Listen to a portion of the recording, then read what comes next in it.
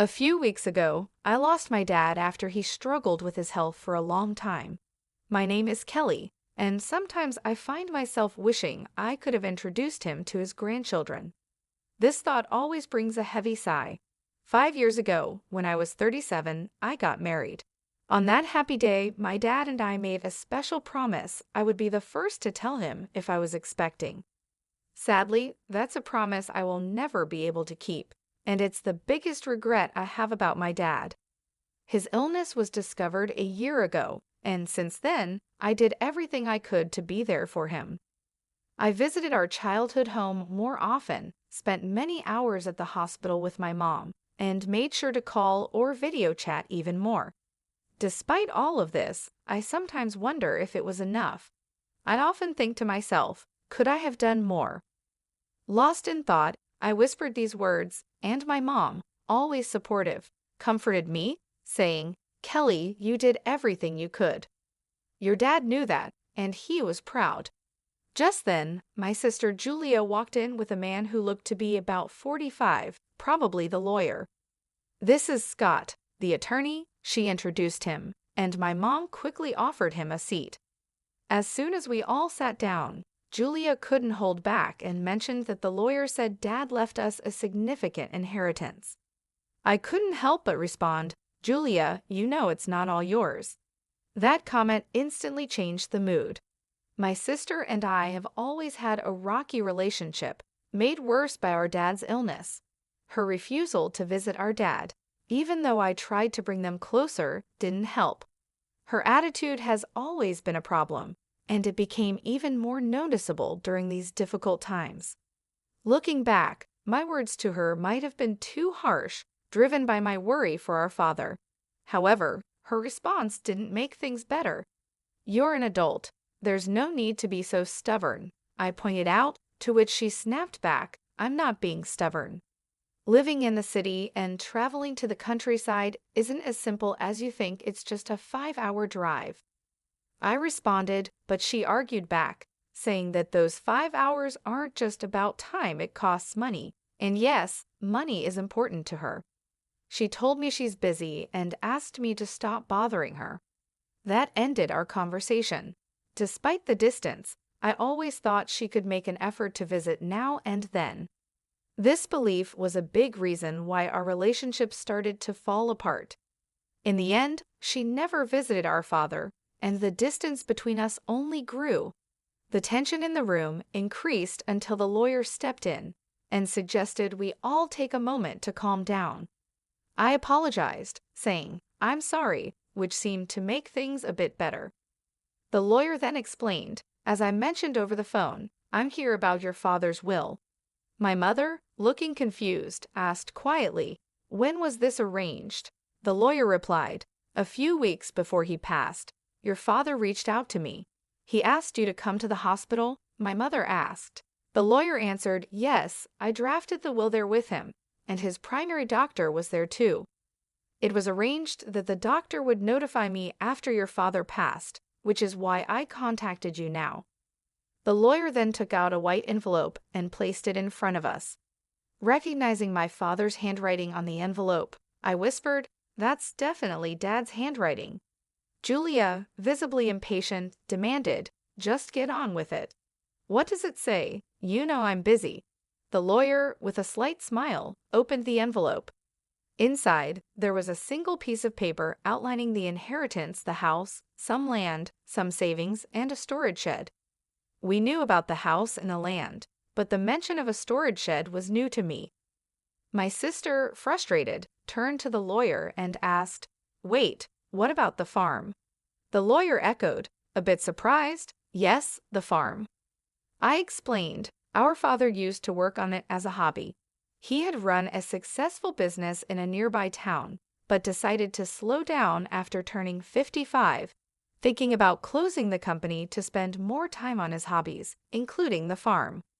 This new mention of the farm added another layer to our father's legacy and what he left behind during my high school years. I remember saying that I wanted to take life a bit slower.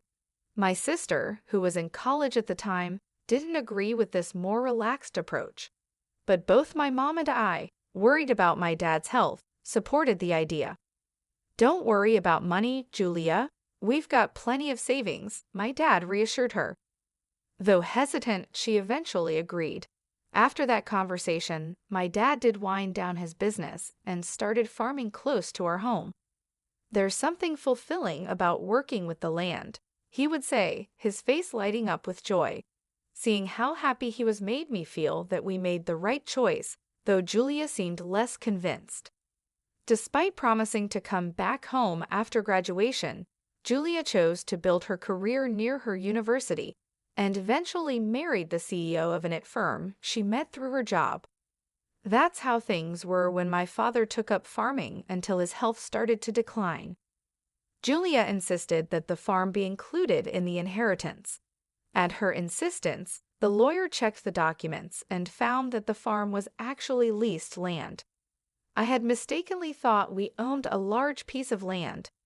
Julia seemed disappointed by this discovery, but knowing little about farming ourselves, I felt it might be for the best.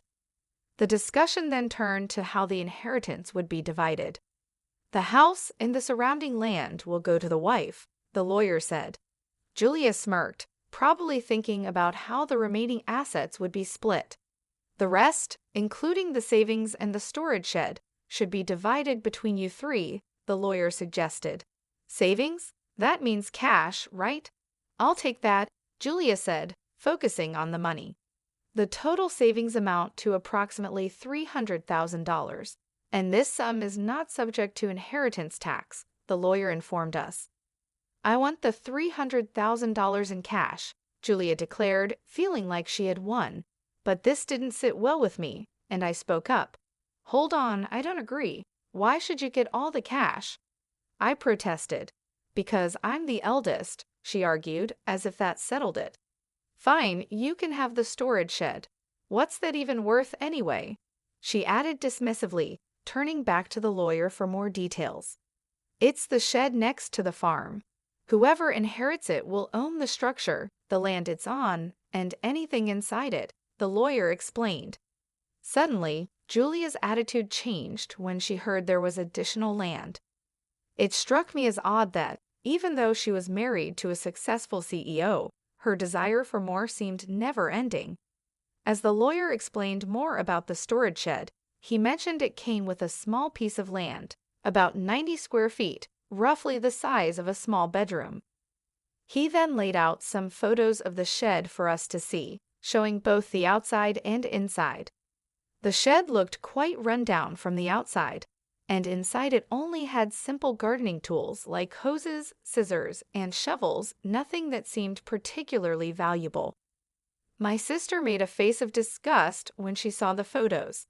"I don't want this," she said, looking closely at the images.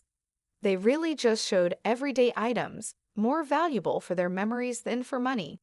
"Fine, you take the cash. I want nothing to do with that old shed," she said, clearly wanting to distance herself from what she saw as a worthless inheritance.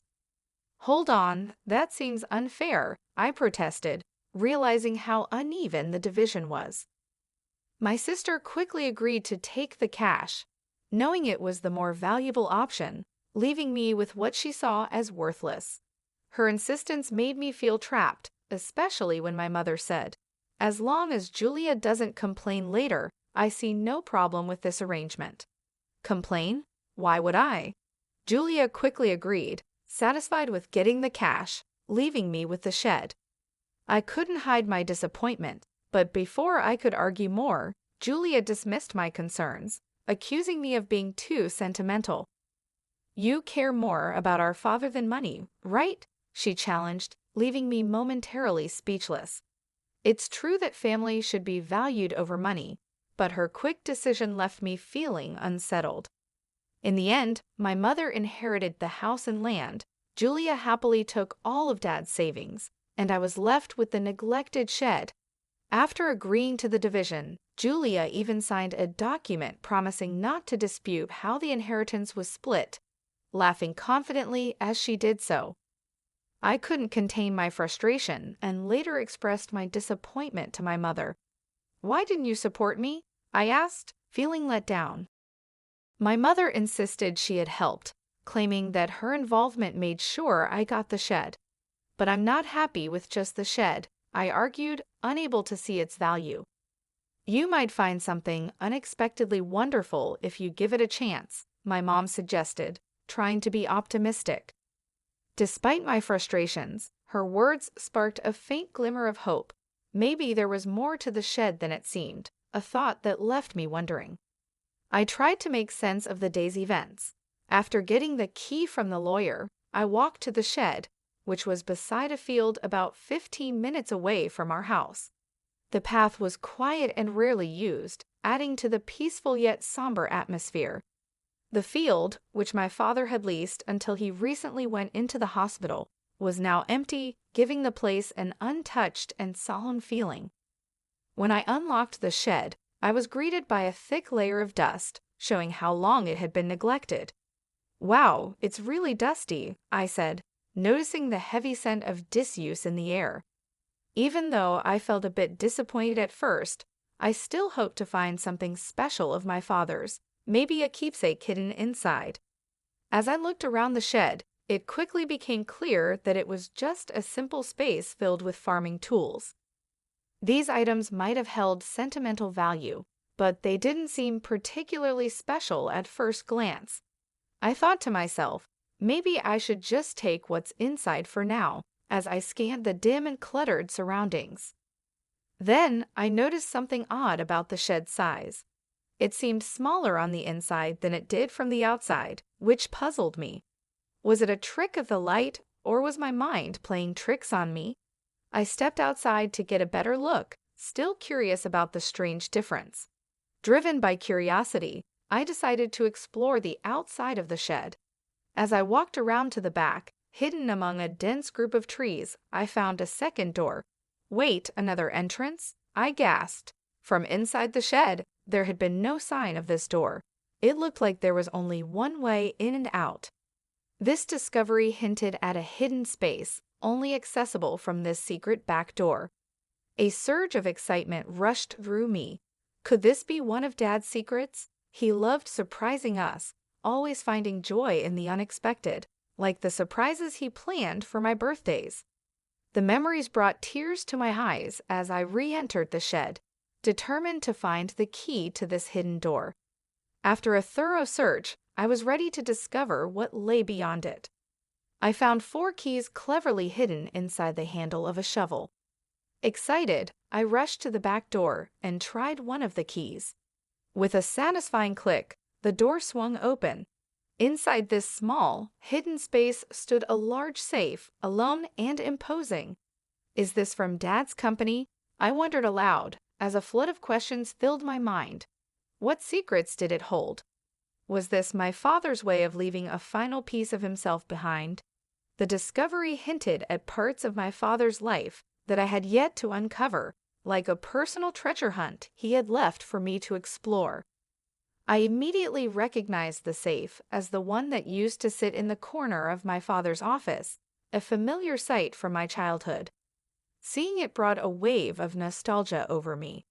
This safe was a real connection to my father, making the inheritance feel even more meaningful. Knowing my dad, this felt like just the beginning of his final surprises for me.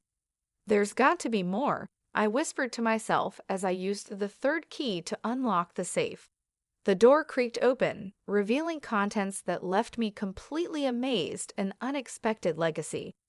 Realizing how important this discovery was, I quickly secured the safe and went to tell my mother. Later, with my husband's help, we moved the safe from my parents' home. It occurred to me that these valuable items, likely part of my inheritance, might have tax implications. Wanting to handle this properly, I decided to seek legal advice. Following the lawyer's suggestion, I contacted a certified public accountant, CPA, recommended by a friend to help navigate the possible tax issues. This professional took care of the complicated details, making sure everything was in order. A year passed as we dealt with these matters when, unexpectedly, my sister showed up at my home. Her visit was surprising, especially considering our strained relationship over the inheritance. I was just in the area, she claimed, but her uneasy behavior and the fact that we lived 20 minutes apart made her visit seem less than casual. Despite our complicated history, I invited her in.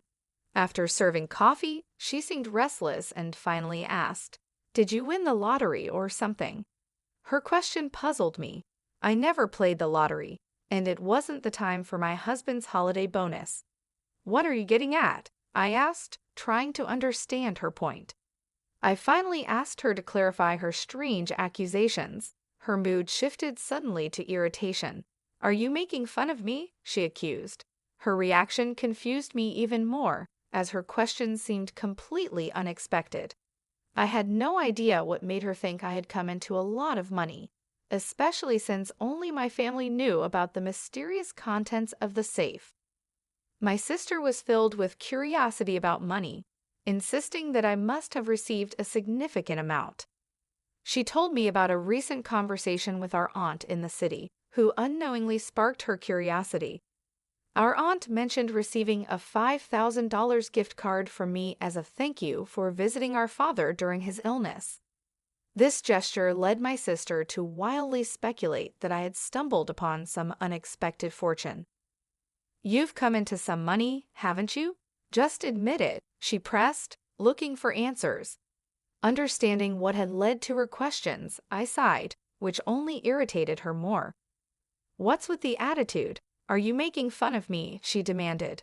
I tried to explain that it was just a gesture of appreciation, but she questioned where the money for such gifts came from. I reminded her of the inheritance, specifically the dusty shed she had dismissed, and then revealed the discovery of the safe inside it, a real treasure trove left by our father.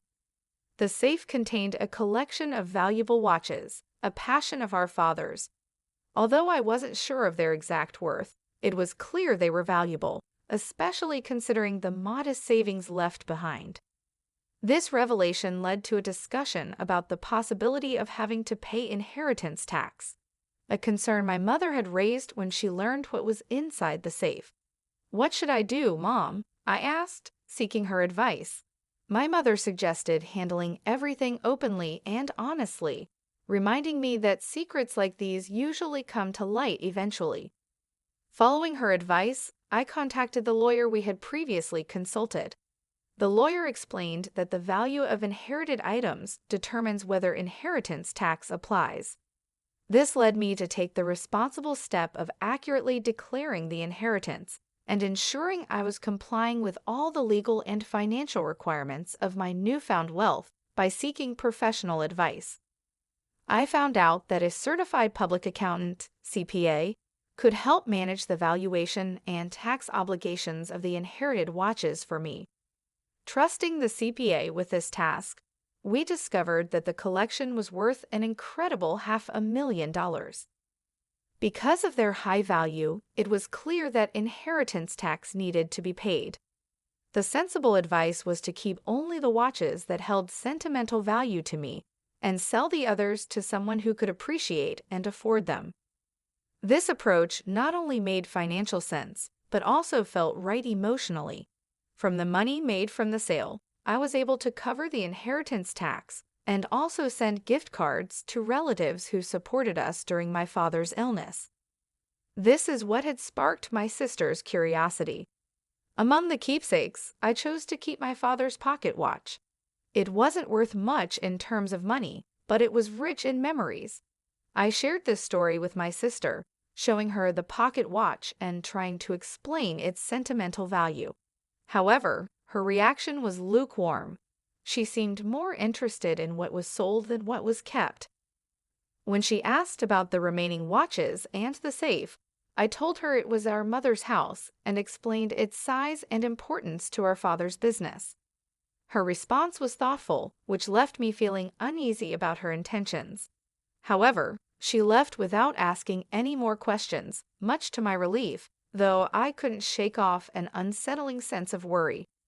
My fears were somewhat confirmed that very night when I received a distressing call from my mother, urging my husband and me to come to her house quickly. As we approached, the scene was alarming: red lights flashing in the darkness, police cars stationed outside. Pushing through the gathering crowd, I found my mother and learned what had happened. She had been getting ready for bed when she heard strange noises that startled her. It sounded like someone was frantically searching through the house. With no one else home to help, my mother made a quick decision to escape through a window, driven by fear and desperation. Her description of the situation was unnerving, painting a picture of a night filled with panic and uncertainty. Under the cover of darkness, my mother had noticed the eerie glow of a flashlight moving inside the house, confirming her fears of a burglary. In a state of panic, she made her escape.